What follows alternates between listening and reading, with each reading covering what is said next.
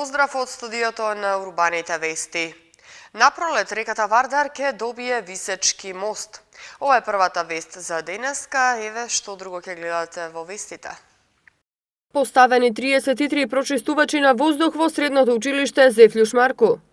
Се поставуваат сајли на висечкиот мост на Вардар, кој нема да го попречува течението на реката. Следната година Скопје би требало да добие нов луна парк. Градинките во Карпош добија нови еко-играчки. Изложба за пост-земјотресно Скопје во Атина. 33 прочистувачи за воздух денеска беа предадени во употреба на средното училиште на град Скопје Зефлюш Марку во рамки на проектот за поставување прочистувачи на воздух во сите 23 средни училишта во Скопје. Од градот вела дека оваа акција се реализира со цел да се унапреди квалитетното живење на граѓаните, а пред се на учениците.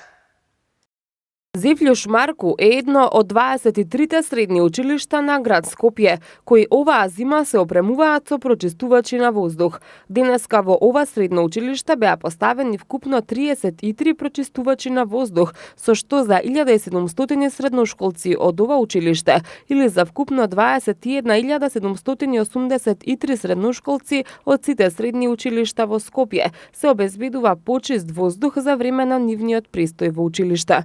Прочистувачите за воздух во употреба на училиштето им ги предаде портпаролот на град Скопје Валјон Салиху, кој истакна дека градот се грижи за здравјето и квалитетот на живење на учениците. Зефлюш Марку е едно од 23 средните училишта на град Скопје, кои оваа зима ќе се опремуваат со прочистувачи на воздух. Имајќи предвид дека учениците поминуваат третина од денот во училниците, сакам да потенцирам дека за вкупно 21.783 средношколци овозважуваме почист воздух и поздрава животна средина. Градот Скопје е единствената единица на локална самоуправа која обезбеди прочистувачи за воздух за секое училиште и секој средношколец. Нашата должност е да се грижиме за здравјето и квалитетот на живење на нашите ученици, бидејќи тие се иднината на нашето општество. Од град Скопје велат дека градската администрација континуирано работи на создавање услови за здраво живење, за намалување на ризиците по здравјето на граѓаните и на унапредување на квалитетот на живот за сите граѓани. На мостот во реката Вардар, на кој требаше да биде поставено панорамското тркало, а поради стопирање на градбата се пренамени во висечки мост, деновиве се поставуваат сајлите, пошто ќе продолжат активностите за негова преадаптација. Градежните работи на висечкиот мост, кој нема да го попречува течението на Вардар, се очекува да завршат напролет. На мостот на Вардар кај МНТ деновиве се одвиваат градежни активности за поставување на сајлите на мостот кој ќе биде висечки и ќе нема никаков контакт со внатрешноста на реката. Овој мост требаше да биде основа за панорамското тркало, но новото раководство на град Скопје на чело со градоначалникот Петре Шилегов во април годинава одлучија да го пренаменат во висечки пешачки мост со продзирна ограда, за да не го попречува видикот од мостот Гоце Делчев кон камениот мост. Предходно Шилегов беше категоричен дека мостот ќе биде целосно урнат, за да се ослободи коритото на реката Вардар и да се намали опасноста од излевања. Идејата за реализација на овој мост е да не се сруши нешто што е 80% готово и за што досега се потрошени 7 милиони евра, туку да се рационализира трошокот и да се направи што е можно поминимален. Наместо предвидените уште 7 милиони евра, кои требаше да се доплатат за мостот без тркалото, тоа сега градот ќе го чини околу 4 милиони. Освен тоа што овој мост ќе биде висечки и нема да пречи за нормален проток на реката, од коритото на Вардар ќе се отстранат стопите кои требало да бидат носачи на панорамското тркало, со цел да се овозможи непречен проток на реката. По поставувањето на сајлите на мостот ќе се продолжи со неговата преадаптација, а се очекува да биде готов напролет. И оваа година скопјани ја помина без луна парк, но за следната година се планира градот да продолжи со реализација на проектот за луна паркот, кој треба да се одвива во повеќе фази. Според Шилегов, тоа би било партнерство на градот со заинтересиран понудувач или модифицирање на постојниот проект за луна паркот.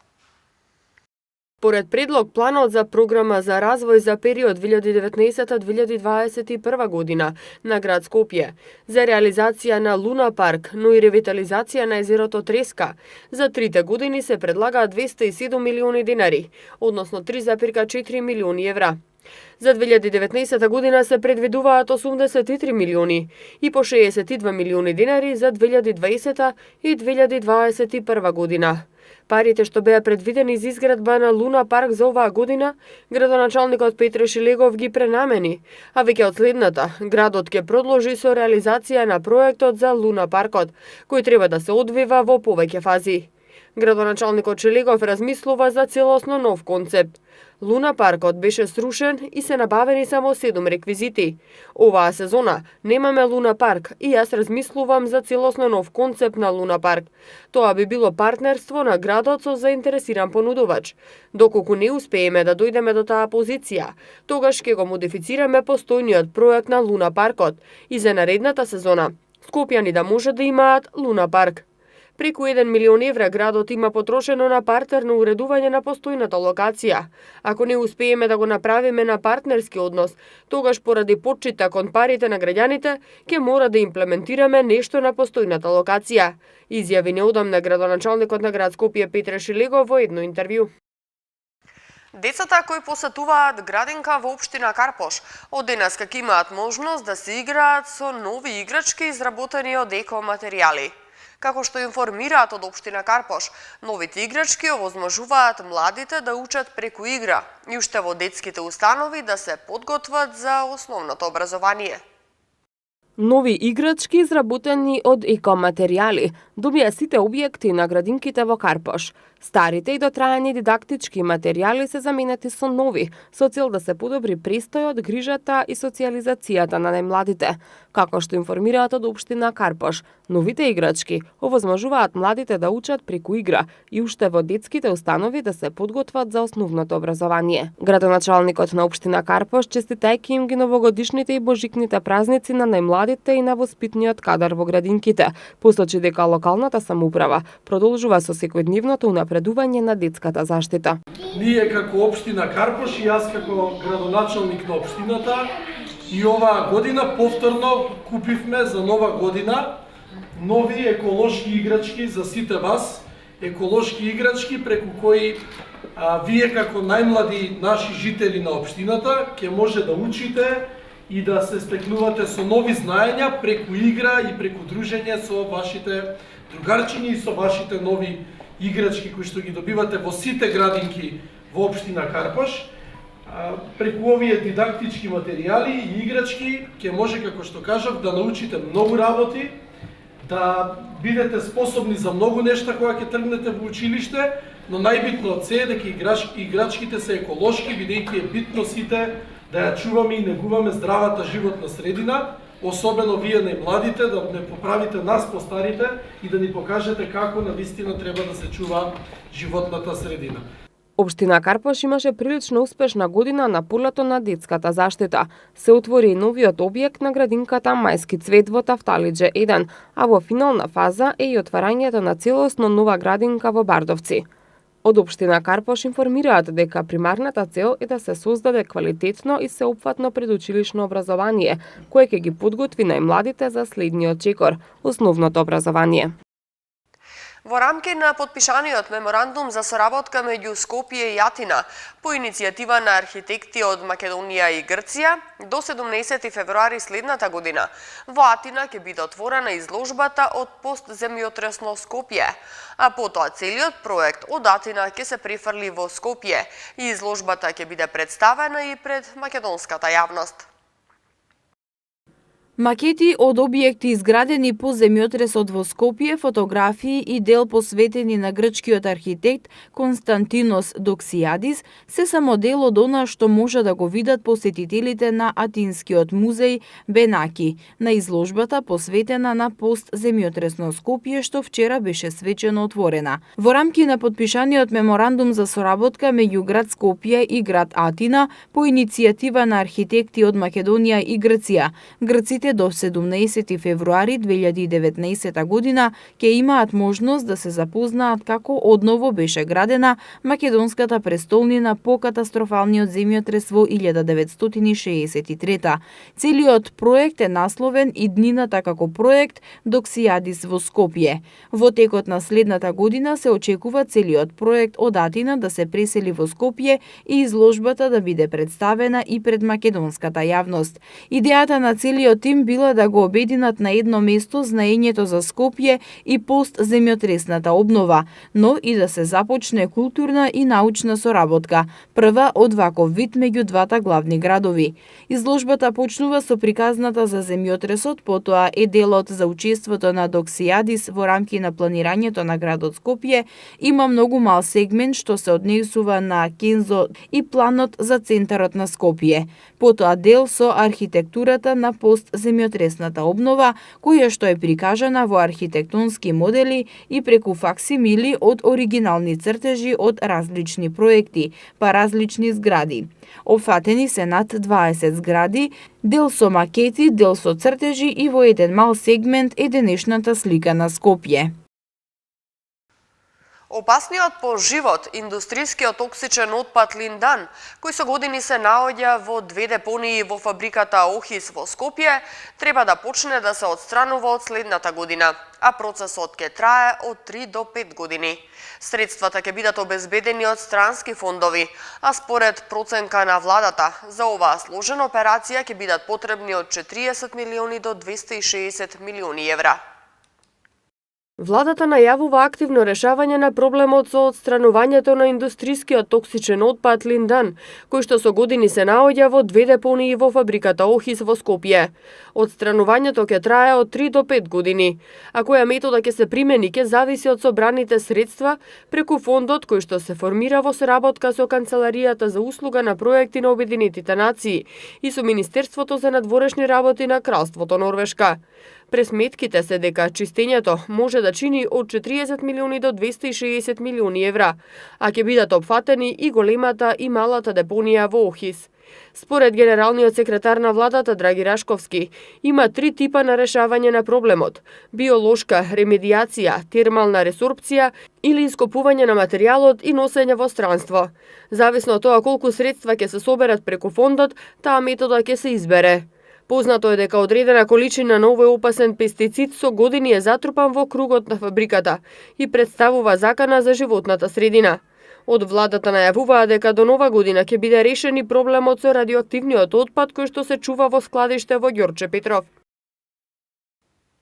Новиот закон за трговија на зелените пазари ќе почне да се применува од 1 јануари, но можно е да се донесат и измени ако се констатираат недоследности или ако се потврдат укажувањата на пазарџиите кои бараат негово одложување. Законот за трговија на зелените пазари ќе почне да се применува од 1 јануари 2019 година, но можно е да се донесат измени во многу скоро време ако се констатираат како било какви недоследности или ако се потврдат укажувањата на пазарџиите кои бараат негово одложување, рече денеска министерот за економија Крешник Бектеши.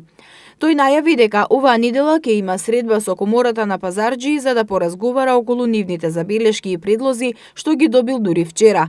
Измени на законот се можни, но прекратко е времето да се реагира веднаш, односно до 1 јануари. Само 2 недели не се доволни за какви било интервенции.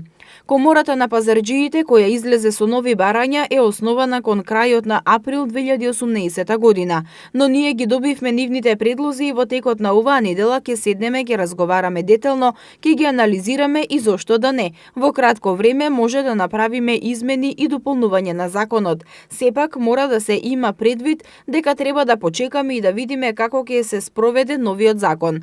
Во моментот кога ќе констатираме заедно со коморите дека има недостатоци, секако ќе направиме измени и дополнувања, објасни Бектеши. Според него, ако се согледаат какви било недостатоци од законот, особено по неговата имплементација во 2019 година, измени секако ќе бидат предложени. Комората на трговци на зелените пазари вчера побара одложување на примената на законот поради, како што укажа, ненавремено донесени подзаконски акти и немање дефинирани услови за тоа како ќе изгледа лиценцата за вршење дејност.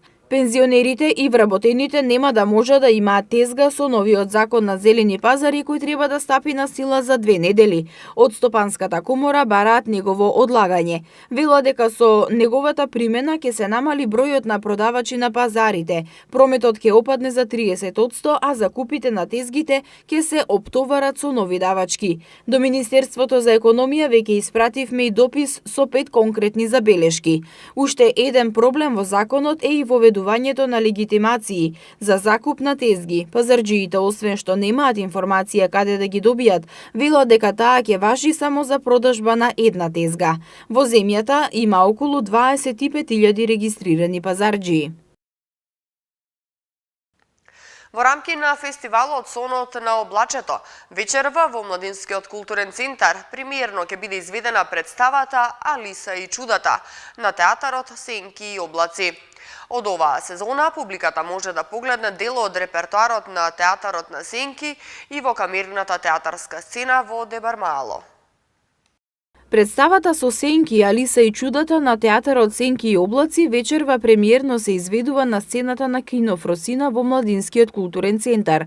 Преку уникатното визуелно изразување со помош на сенките, светлата и белото платно, оваа представа си поигрува со фантазијата на публиката, при тоа не заборавајќи да потенцира дека сите ние заеднички ја делиме одговорноста за времето да почне да се движи и часовникот најпослед да проработи.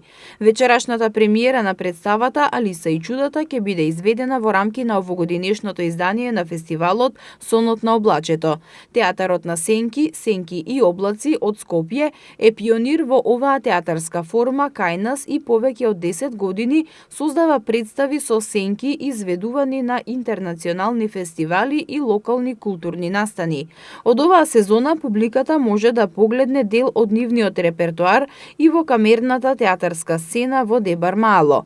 Сенки и облаци се и организатори на Интернационалниот детски фестивал на театар на Сенки Сонот на облачето, кој годинава го има своето 6-то издание. Билетите за представата Алиса и чудата се во продажба на билетарницата на Младинскиот културен центар по цена од 150 денари, како и онлайн на bileti.mkc.mk.